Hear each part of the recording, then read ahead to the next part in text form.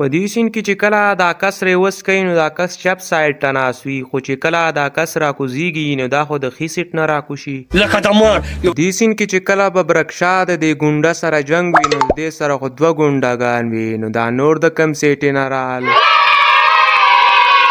په دې سین کې چې کله جهانګیر خان د دوبۍ نه خپل پلار ته ټلیفون کوي نو هلته ورځ وي، او چې کله پاکستان ته ټلیفون وکړي نو هلته شپه وي.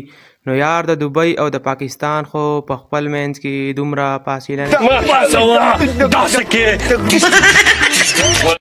او دلته کې شاهد خان سره یو بیک وي، د کلي نه یې راوړی وي، خو چې کله صوفیا خان سره د صوفیا خان ډیرې ته ځي نو هلته خو شاهد خان سره بیک بالکل په نظر نه راځي.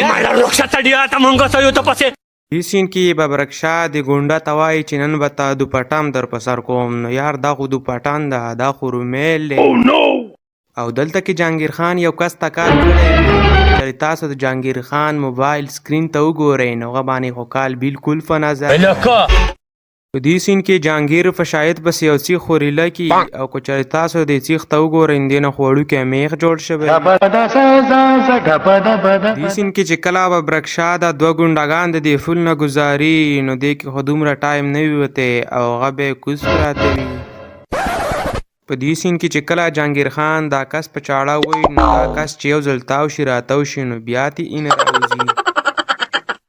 او یار په دې سین کې جهانګیر خان ښه پوره ضربه وکړي، خو که چېرې تاسو دیوال ته وګورئ نو په دیوال کې خو یو سوری هم نشته دی، نو دا ډزې چېرته لاړې.